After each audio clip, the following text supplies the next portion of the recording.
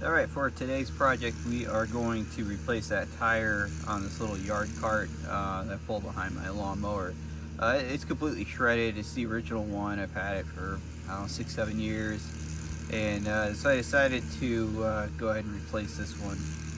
Now, since I don't use it that often, I always have to put the air in the tire. So what I did is I went to Harbor Freight.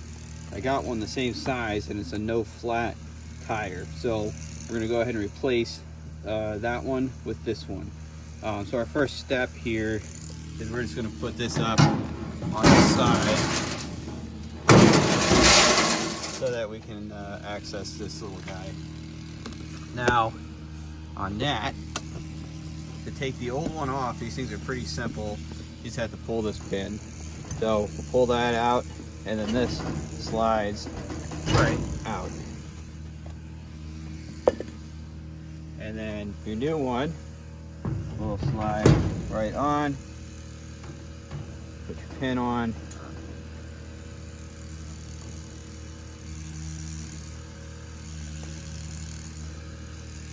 Maybe.